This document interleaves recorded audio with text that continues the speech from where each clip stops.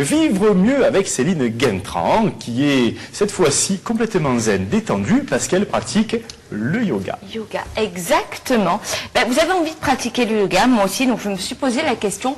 Pourquoi? Parce qu'on entend beaucoup de choses et n'importe quoi sur le yoga. Donc aujourd'hui, pour en parler avec nous, nous avons Nicolas Gentil qui est professeur à Marseille. Alors, première question, bien sûr, que tout le monde se pose et que je me suis posée, de quoi s'agit-il? Qu'est-ce que le yoga? Qu'est-ce qu'il représente?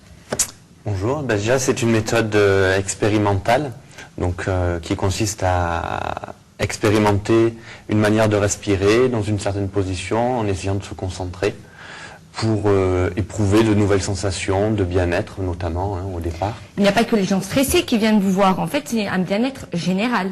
Bien sûr, ça dépend après à quelle dose on pratique. Au début c'est pour la santé souvent, le mal de dos, des petits problèmes respiratoires, le stress. Et après, si on pratique régulièrement, quotidiennement, voire, ça peut aller plus loin ou voire dans une recherche plus spirituelle en quelque sorte. Mais si ça intéresse, c'est proposé, mais souvent c'est pas le cas. Nicolas, combien de temps faut-il pratiquer minimum par semaine pour que ce soit vraiment efficace? On va dire qu'un cours par semaine, c'est le minimum. C'est le minimum. C'est minimum. Mais quoi, c'est au moins une demi-heure à peu près? Une heure. Une heure.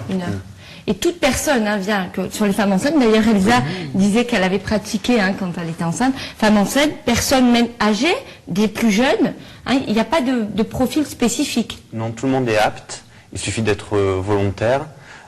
C'est très axé sur la respiration, donc finalement, même avec des problèmes physiques ou même des handicaps, on peut pratiquer le yoga.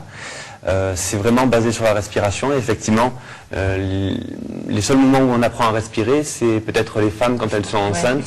Un peu tard à mon goût parce que c'est au 7e mois et c'est un peu avancé, mais c'est les seuls moments où on s'intéresse vraiment à sa manière de respirer pour pouvoir gérer l'accouchement. Oui. Alors, juste avant d'avoir une petite...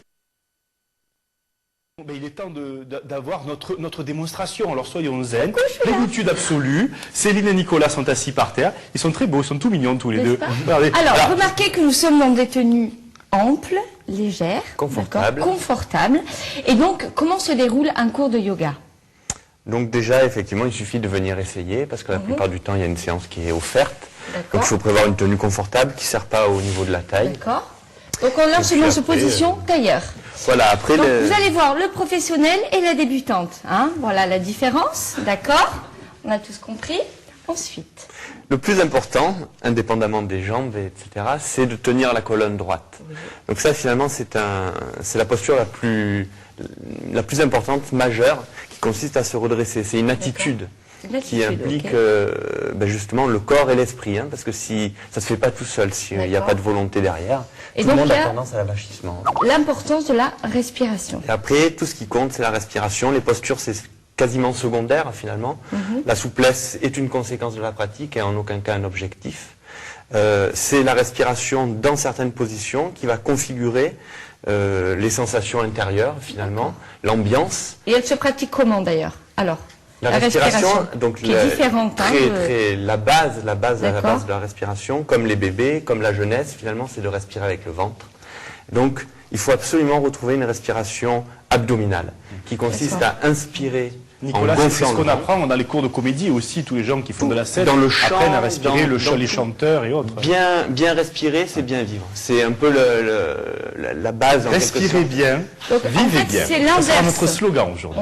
On fait l'inverse, c'est-à-dire qu'on inspire en gonflant le ventre. Donc à l'inverse de ce qu'on peut voir effectivement dans le sport, où on inspire en gonflant la poitrine et en rentrant le ventre, là, la poitrine ne bouge pas et c'est le diaphragme qui est le plus gros muscle de la respiration d'ailleurs, qui s'abaisse et qui permet de remplir le bas des poumons en quelque sorte. D'accord, c'est le concentre.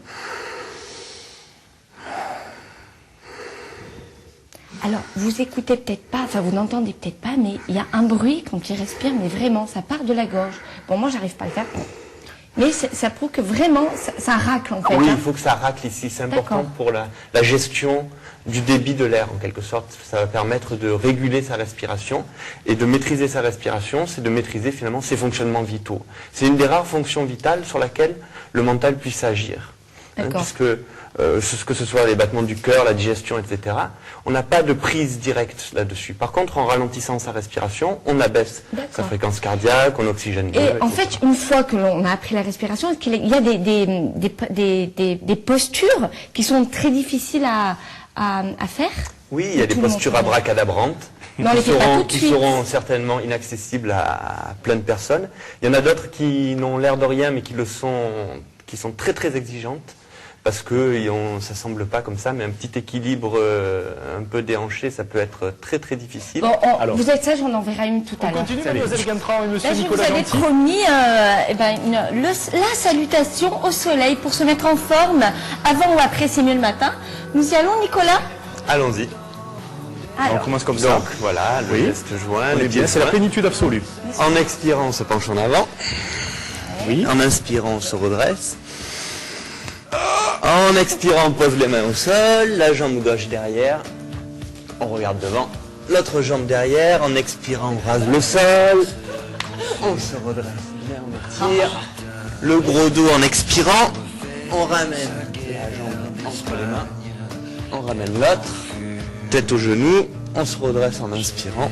Formidable. Et on on va ramène. terminer. On vous embrasse, on vous dit demain, c'est bien le matin, c'est à 10h25 et rendez-vous également.